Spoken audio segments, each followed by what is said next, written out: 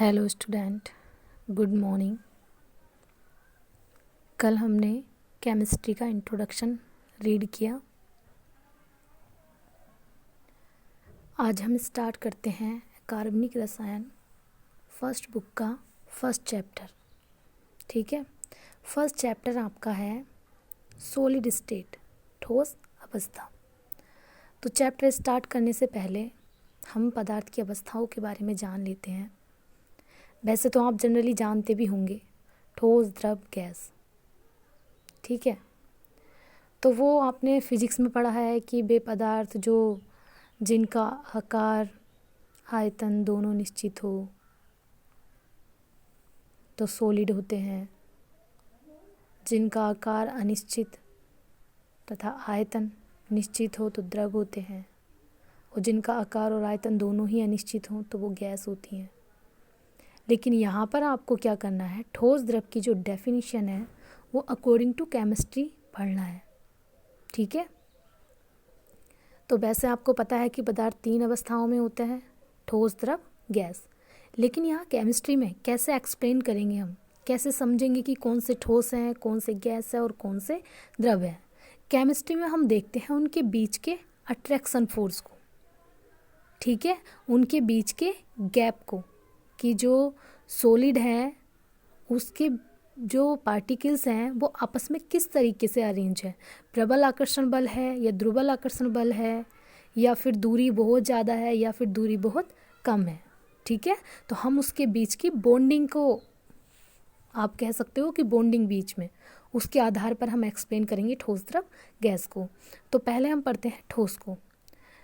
ठोस वो पदार्थ हैं जिसके कण आपस में प्रबल आकर्षण बल से जुड़े हुए हों, या कह सकते हो कि सॉलिड के कण या अणु या परमाणुओं के बीच में गैप बहुत कम हो तो उन्हें क्या बोलते हैं, सॉलिड। ठीक है, दूसरा है आपका द्रव। तो द्रव के जो पार्टिकल्स होंगे, जिसमें आपका एटम हो सकता है, आयन हो सकते हैं, मॉलिक्यूल्स हो सकते हैं, उनके बीच में सॉलिड के अणुओं की कंपैरिजन में थोड़ा गैप ज़्यादा होगा, या उनके बीच का जो आकर्षण है, जो उनके बीच की बॉन्डिंग है, वो सॉलिड के अणुओं के बीच की बॉन्डिंग से थोड़ा वीक होगी। ठीक है, उसे बोलते हैं हम द्रव। अब आती है गैस की। तो गैस में क्या होगा, गैस के अणुओं के बीच में आकर्षण होगा ही नहीं। ठीक है, मतलब अगर होगा भी तो बहुत ही सूक्ष्म होगा, और उनके बीच में गैप बहुत ज़्यादा होगा। ठीक है, तो उन्हें बोलते हैं गैस। तो ये तो थी ठोस, द्रव, गैस। इसके बाद अब हम पढ़ते हैं ठोस अवस्था के सामान्य लक्षण। वो इसलिए पढ़ना जरूरी है क्योंकि आपका चैप्टर ही ठोस अवस्था है। आपको पढ़ना ठोस के बारे में है, द्रव और गैस के बारे में नहीं पढ़ना। ठीक है, गैस के बारे में आपने फर्स्ट ईयर में पढ़ा है, गैस की काइनेटिक एनर्जी थ्योरी, ये सब आपने पढ़ा है, काइनेटिक गैस थ्योरी जो था, तो वो आपने फर्स्ट ईयर में पढ़ा है। अब आपको सॉलिड के बारे में पढ़ना है। तो चलिए, ठोस अवस्था के सामान्य लक्षण, general characteristics of solid state. First है अंतरा आणविक बल, अणुओं को एक दूसरे के निकट से निकटतम दूरी तक लाने का प्रयास करता है। ठोस में क्या है, इंटरमोलिकुलर फोर्सेस। इंटरमोलिकुलर फोर्सेस बोलते हैं कि सॉलिड के कणों के बीच में जो फोर्स है उसे ही क्या बोलते हैं, इंटरमोलिकुलर फोर्स। वो क्या करता है, उन अणुओं को एक दूसरे के पास लाने की कोशिश करता है। ठोस पदार्थ कठोर और असंपीड्य होते हैं। कठोर आपने देखा ही है, लकड़ी को आप देख लो। ठीक है, ठोस भी होती है, और असंपीड्य बोलते हैं कि उसे आप दबाओगे तो वो दबेगी नहीं। ठीक है, ठोस पदार्थों का घनत्व उसकी द्रव और गैस अवस्था से अधिक होता है। द्रव अवस्था और गैस अवस्था से अधिक होता है। एग्जाम्पल में आप घनत्व का मतलब आप समझ सकते हो, भार से। एक लकड़ी लो, ठीक है, वहीं पे आप पानी भी लो, और वहीं पे आप गैस भी लो, तो भार जो ज़्यादा होगा या घनत्व जो होगा वो सॉलिड का ज़्यादा होगा।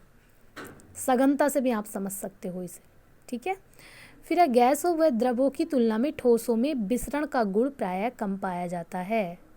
विसरण आप जानते हैं।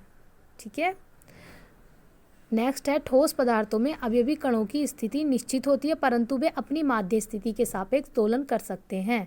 ठोस पदार्थों में जो कण हैं जिनसे वो ठोस पदार्थ मिलकर बना है वो अपनी स्थिति पर फिक्स होते हैं, लेकिन हाँ वो अपनी स्थिति पर दोलन कर सकते हैं, मूव कर सकते हैं, लेकिन रहेंगे अपनी स्थिति पर ही।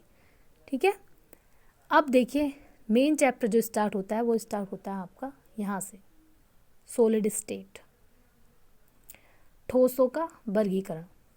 पहले भी आपको बता दिया है कि आपको केवल ठोस के बारे में पढ़ना है।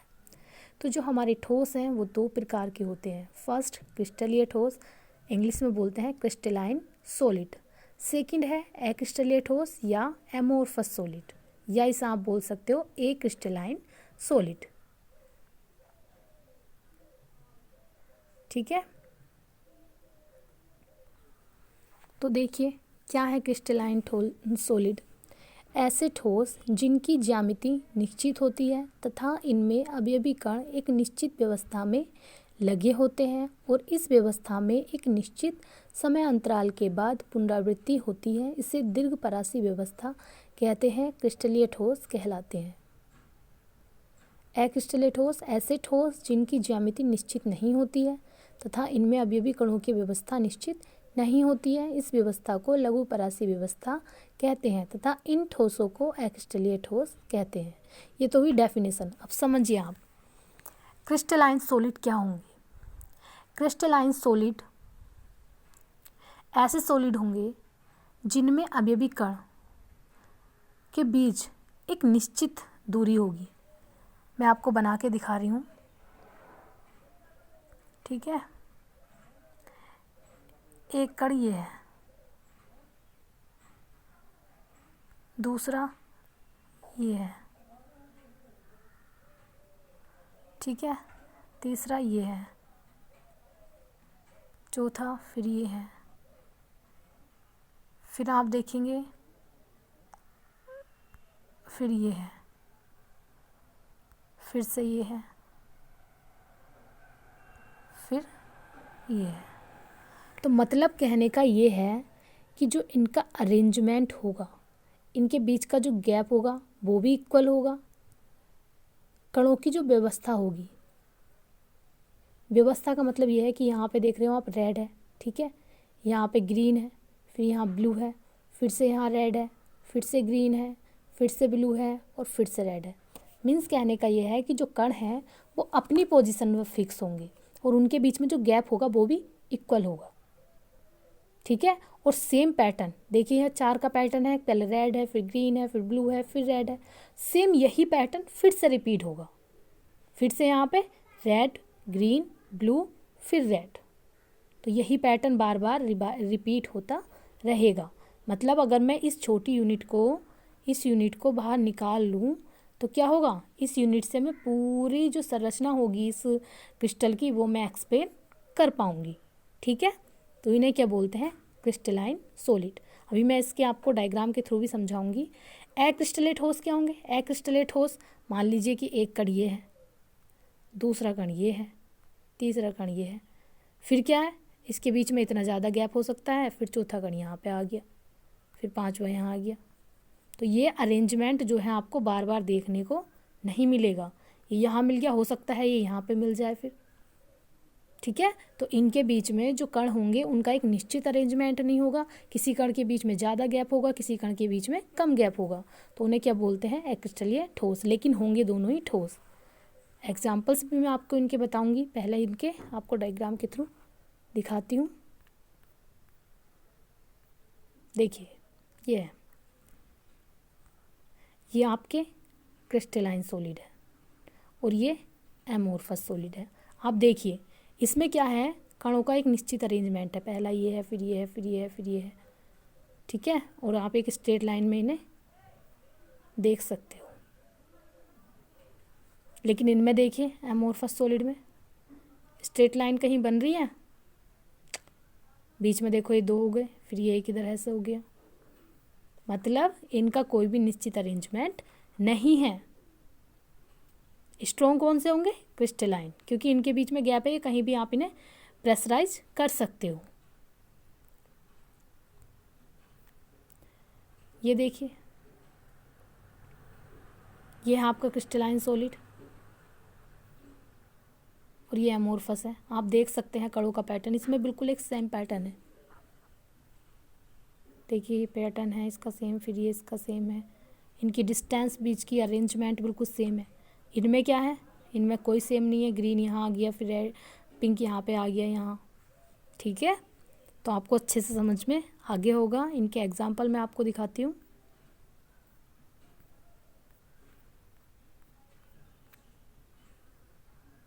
देखिए एग्जाम्पल्स क्रिस्टलाइन सॉलिड के, आयरन लोहा, डायमंड हीरा, आइस बर्फ, साल्ट नमक। A crystal is a solid that was slowly formed from one types of atom. तो क्या है एक क्रिस्टल, क्या है, एक प्रकार के एटम से मिलकर बना होगा। यदि एक क्रिस्टल एक ही प्रकार के अणुओं से या एक ही प्रकार के परमाणुओं से मिलकर बना है तो उसे क्या बोलते हैं हम, प्योर सबस्टेंस। ठीक है, तो ये इनके एग्जाम्पल दिखा रखे हैं आपको, आप देख सकते हैं ये। और इसमें एक क्रिस्टल बने हुए, नमक सबसे बेस्ट एग्जाम्पल है आपका, नमक एक क्रिस्टलाइन सॉलिड है। और देखिए एक क्रिस्टलाइन सॉलिड एमोर्फस सॉलिड का एग्जाम्पल होता है ग्लास, कांच। ये वाला कांच भी होता है। और आपने ये देखा होगा जिसे हम बोलते हैं गुड़िया के बाल। ठीक है, और होता क्या है, वो होता तो सॉलिड ही है, लेकिन अगर हम इसे पिंच करें या इसे दबाएं तो ये दब के बिल्कुल पतला सा हो जाता है। तो ये आपका एमोर्फस सॉलिड का एग्जाम्पल है। ठीक है,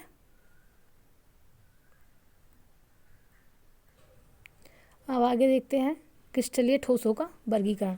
अक्रिस्टलीय ठोस और क्रिस्टलीय ठोस आपको समझ में आ गए होंगे। एग्जाम्पल क्रिस्टलीय ठोस का आपका लकड़ी है, ठीक है, साल्ट है, डायमंड है, आइस है।